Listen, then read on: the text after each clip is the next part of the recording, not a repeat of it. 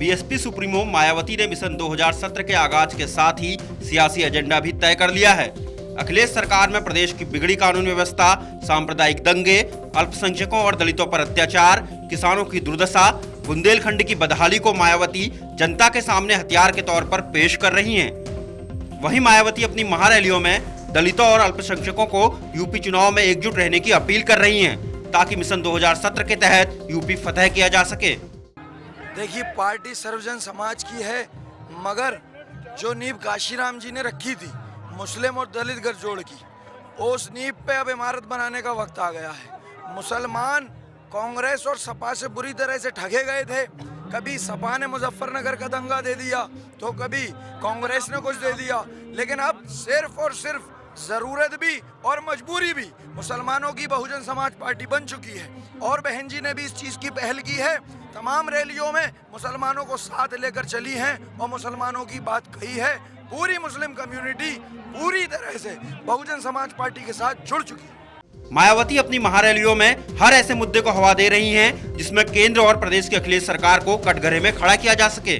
Samajwadi party की पूर्ण बहुमत की सरकार बनी है तो तब से यहाँ हर स्तर पर कानून द्वारा कानून का राज नहीं, बल्कि यहाँ गुंडों, बदमाशों, माफियाओं, आपराधिक, अराजक, सांप्रदायिक व भ्रष्ट तत्वों का ही जंगल राज चल रहा है, जिसकी खास वजह से ही प्रदेश में हत्या, डकैती, लूटमार, फिरौती, अपहरण, महिला उत्पीड़न, गुंडा टैक्स, सरकारी व गैर सरकारी जमीनों पर अवैध कब्जे, सांप्रदायिक दंगे व तनाव आदि की वारदातें अब यहाँ काफी ज्यादा चरम सीमा पर पहुंच चुकी हैं। और खासकर यहाँ गठित हुए मुजफ्फरनगर, दादरी, मथुरा व बुलंदशहर कांड इसी के ही मुख्य परिणाम है। समाजवादी पार्टी में चाचा भतीजे के बीच चल रहे सत्ता संघर्ष को भी मायावती ने महारैलियों में भुनाने की कोशिश की। साथ ही जनता को आगाह किया कि मुलायम परिवार में सत्ता के लिए एक दूसरे को नीचा दिखाने की कोशिश हो रही है। ऐसे में आपको सतर्क रहने की जरूरत है।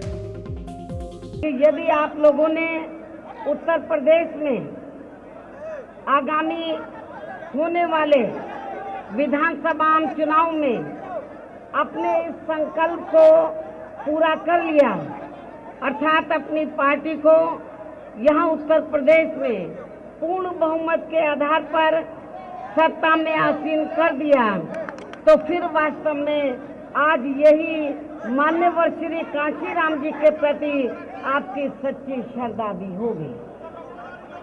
और वैसे भी इस समय उत्तर प्रदेश की जनता को बीएसपी के शासन की यहाँ काफी ज्यादा सख्त जरूरत है। विधानसभा चुनाव में मुस्लिम मतदाताओं को भी अपनी ओर आकर्षित करने के लिए एक नया कदम उठाया गया है। यूपी में 21% दलित और 18% मुस्लिम हैं।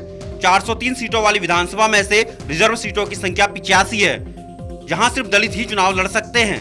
बाकी बचे 318 में से 135 सीटें मुस्लिम प्रत्याशियों को दी गई हैं। मायावती ने सबसे ज्यादा मुस्लिम उम्मीदवारों को टिकट दिया है, ताकि केंद्र की मोदी और प्रदेश की अखिलेश सरकार से खपा मुस्लिमों का चुनाव में अपार समर्थन मिल सके।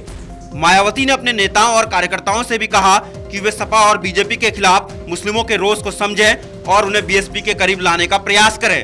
Bureau report, national Dastak.